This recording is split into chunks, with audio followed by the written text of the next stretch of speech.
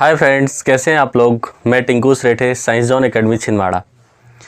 आज से जो आज का हमारा टॉपिक है, हम बेसिकली लेके आए हैं कि जो हमारे सभी कृषि से लेके या फिर कृषि से संबंधित जो हमारे पेपर्स होते हैं उनके बारे में। पर मेन हमारा है कि ग्रामीण कृषि विकास अधिकारी। इसके अलावा भी आप ये ना समझें कि सिर्फ एक ग्रामीण कृषि विकास अधिकारी के लिए हम पढ़ाई कर रहे हैं।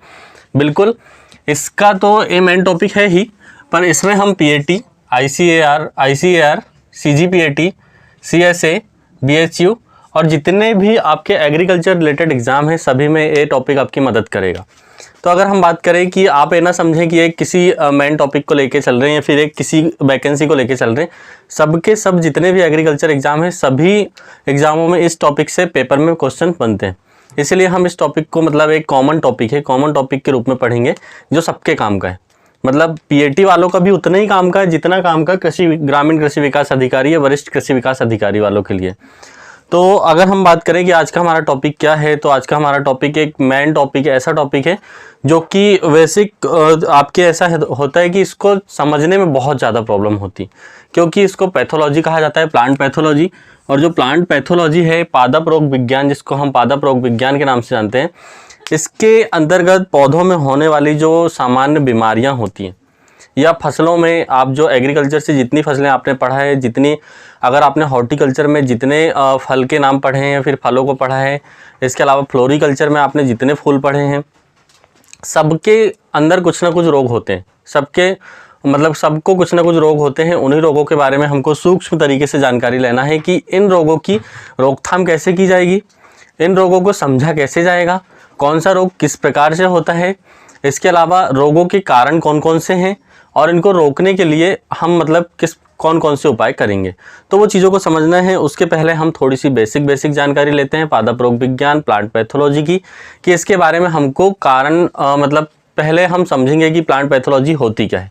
सबसे पहले अगर हम बात करें कि रोग, पादप रोग या फिर प्लांट पैथोलॉजी या फिर रोग विज्ञान होता क्या है, इसके अंतर्गत आपको पौधों में, फसलों में या फिर पेड़ों में होने वाले रोगों के बारे में पता चलेगा। और एक चीज़ ध्यान रखेंगे, ये जो टॉपिक है, अगर आपने इस टॉपिक को ध्यान से पढ़ा तो आपको पेपर में तो ये काम में आएगा ही, साथ में साथ आपको एक बाहरी दुनिया का जो नॉलेज होगा, बाहरी दुनिया का नॉलेज आपको एक पौधे को देखकर समझ में आएगा कि हाँ, इसको ये रोग क्यों हुआ है, इसको ये रोग होने का कारण क्या था। इस प्रकार की बहुत सारी चीज़ें आपको एक सामान्य नागरिक से एक अलग नागरिक बनाएगी।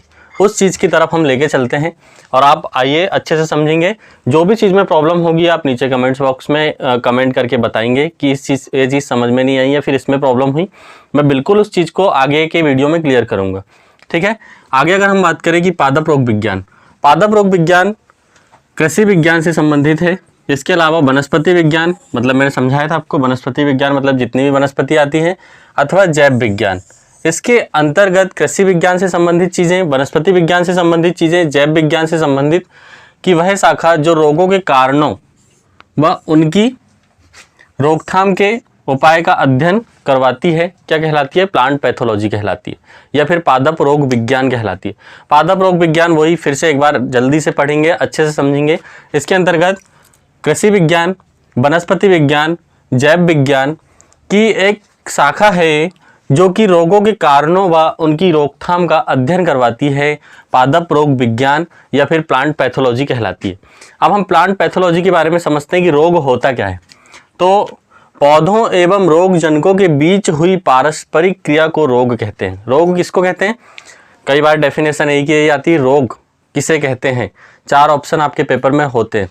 अब आपको पता होना चाहिए कि उसमें 4 ऑप्शन ऐसे भी देता है वो। फर्स्ट ऑप्शन में दे दिया उनने कि जो प्लांट होता है या जो पौधा होता है वो कमज़ोर हो जाता है। इस प्रकार के 4 ऑप्शन आपको बहलाने के लिए, जिसको समझ नहीं होती उसके लिए है।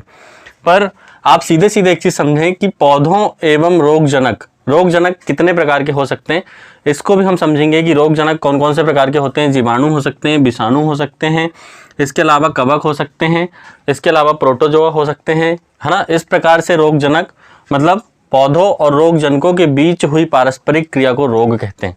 एक बहुत अच्छी और बहुत सरल परिभाषा है कि पौधों और रोगजनकों के बीच हुई पारस्परिक क्रिया को किस नाम से जाना जाता है? रोग के नाम से जाना जाता है। आगे अगर हम बात करें कि थोड़ा हम इसका बेसिक अभी देख रहे हैं, उसके बाद में इसका फंडामेंटल समझाऊंगा कि फंडामेंटल इसका होता क्या है। अभी थोड़ी ऊपरी नॉलेज इसकी लेके चलते हैं। सब्जेक्ट के बारे में, विषय के बारे में कि भाई प्लांट पैथोलॉजी के बारे में थोड़ी समझ तो आए, उसके पहले की चीज़ें हैं कि विषय के बारे में थोड़ी सी समझ, है ना, तो वो चीज़ समझेंगे।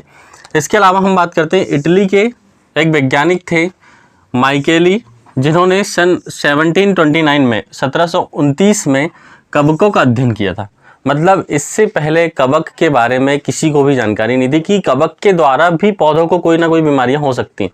लोगों को इस चीज़ के बारे में पता ही नहीं था कि कवक भी बीमारी पैदा कर सकते हैं। तो इसको माइकेली नामक वैज्ञानिक ने 1729 में कवक का अध्ययन किया था। इसके अलावा बीजाणुओं को देखा था उनने, कवक के अंदर जो बीजाणु होते हैं उनको उन्होंने देखा था। इस चीज़ के बारे में ध्यान रखेंगे, क्वेश्चन बनते हैं और इम्पोर्टेंट क्वेश्चन बनते हैं।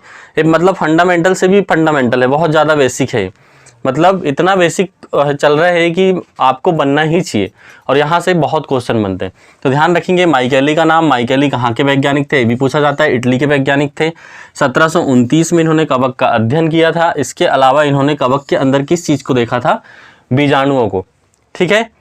इसके अलावा अगर हम बात करें आधुनिक पादप रोग विज्ञान की आधारशिला जर्मन वैज्ञानिक एंटोन डी वेरी ने रखा था। मतलब कि अब यहाँ पर काम की चीज़ें आती है कि आधुनिक पादप रोग विज्ञान का जनक किसको कहा जाता है।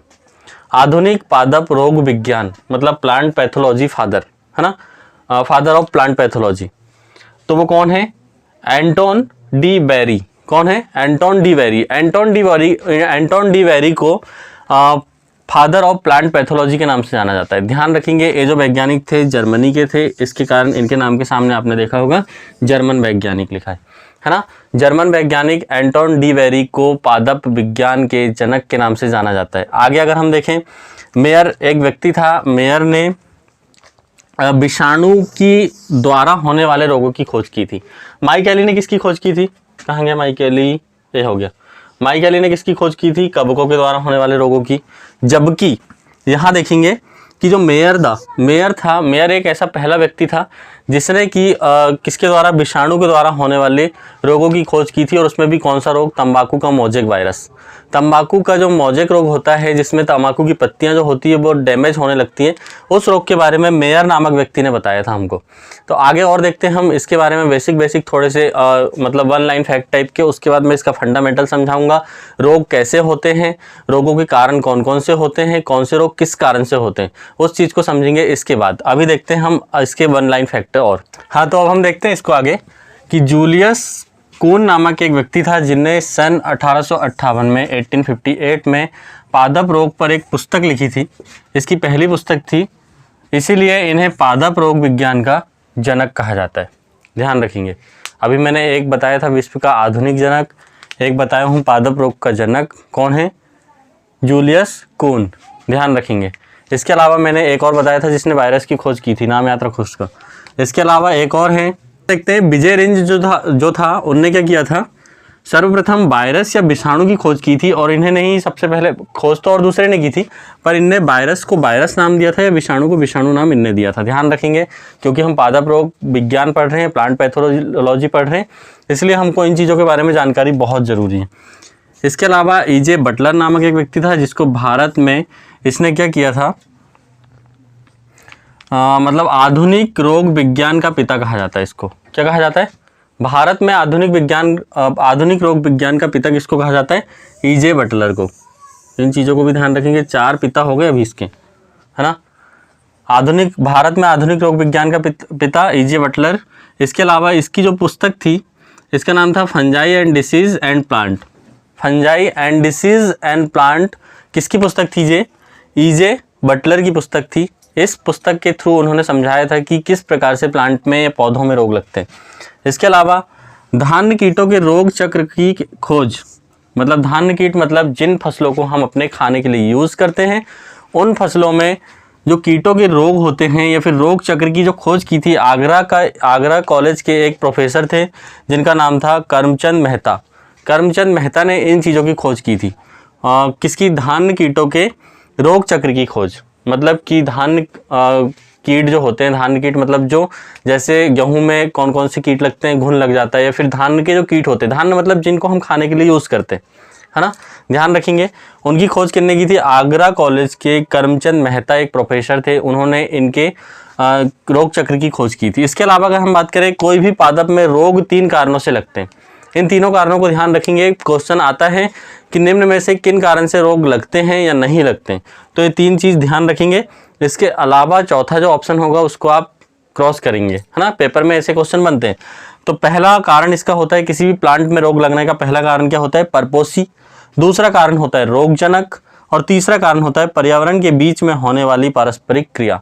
पौधे और पर्यावरण के बीच में होने वाली पारस्परिक क्रिया। एक बार और फिर से, परपोषी, परपोषी मतलब वह होता है जो पौधे के ऊपर आकर और उसका पोषण खींचता है, पौधे का पोषण खींचता है, इस कारण से उसको परपोषी कहा जाता है।